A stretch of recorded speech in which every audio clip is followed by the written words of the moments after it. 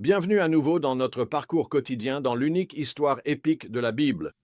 La dernière fois, nous nous sommes émerveillés devant l'incroyable récit de la création dans Genèse 1, où le seul vrai Dieu a fait exister l'univers simplement par sa parole.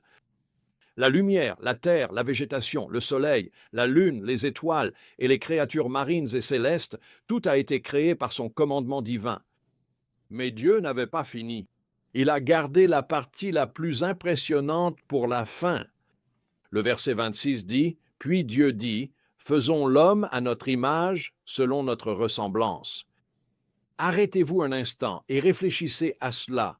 Le Créateur Tout-Puissant a voulu créer un être qui lui ressemble.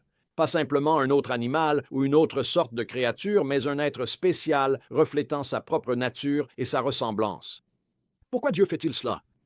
Parce qu'il désire une relation profonde et personnelle avec nous. Il veut des compagnons avec qui partager la vie, pas simplement des robots sans esprit. Genèse 2:7 décrit magnifiquement comment le Seigneur Dieu forma l'homme de la poussière du sol et insuffla dans ses narines un souffle de vie, et l'homme devint un être vivant.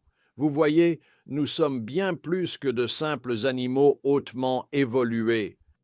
Nous sommes des âmes vivantes créées avec des pensées, des émotions et une dimension spirituelle, tout comme Dieu existe en tant que Trinité, Père, Fils et Saint-Esprit. Nous, les humains, avons été créés avec un corps, une âme et un esprit. Notre capacité à raisonner, à créer, à aimer et à faire des choix est un reflet profond de notre Créateur. Et Dieu nous a façonnés de la poussière puis insufflé la vie. Non, l'Écriture dit qu'il nous a formés à son image. Cela signifie que nous avons une valeur éternelle et notre importance est immense à ses yeux.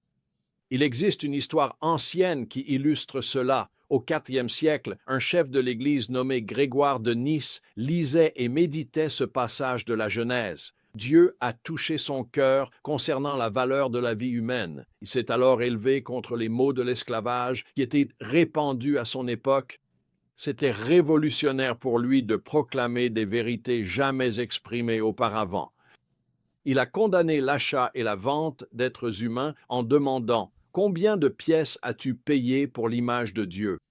Son propos était que l'on ne peut pas mettre de prix sur quelqu'un créé à la ressemblance même du Créateur. Les paroles audacieuses de Grégoire ont semé des graines qui ont fini par contribuer à l'abolition de l'esclavage dans le monde entier. Vous voyez, nous avons une grande valeur parce que nous sommes faits à l'image de Dieu. Mais il y a plus encore. Dieu nous a également conçus pour les relations en commençant par le premier mariage. Genèse 2 décrit comment Dieu plongea Adam dans un profond sommeil, prit une de ses côtes et forma la première femme pour être sa compagne parfaite. Lorsqu'Adam la vit, il s'exclama avec joie, « Voici cette fois l'os de mes os et la chair de ma chair. » Le plan de Dieu était que l'homme et la femme deviennent véritablement une seule chair. Il a institué le mariage et la famille comme base des relations humaines et de la naissance d'une nouvelle vie. En fait, son premier commandement dans la Genèse est que le couple soit fécond, se multiplie et remplisse la terre. Dieu désirait l'amour intime, l'unité et la procréation afin que la terre soit remplie de familles créées à son image. Peut-être que vous avez grandi dans une situation familiale moins qu'idéale, peut-être avez-vous connu la douleur du divorce ou êtes-vous une personne seule, sans conjoint. Le désir du cœur de Dieu est que chaque personne connaisse la bénédiction de la famille et de la communauté. C'est pourquoi il a adopté tous les croyants dans sa famille spirituelle par Jésus-Christ. Nous sommes ses fils et ses filles, avec des frères et sœurs dans la famille de Dieu. Vous voyez, depuis le tout début, l'intention de Dieu a toujours été d'avoir une famille pour lui-même, un peuple créé à son image, capable de le connaître, de l'aimer et de le représenter sur la terre. Voilà pourquoi la vie humaine vaut tant. C'est pourquoi le mariage et les familles sont si essentiels. Nous sommes porteurs de l'image de Dieu, conçus pour une douce communion avec notre Père est chargé de multiplier. Sa bénédiction sur toute la terre, si tu n'as jamais ouvert ton cœur à ce Dieu merveilleux qui t'a créé, je t'encourage à le faire aujourd'hui.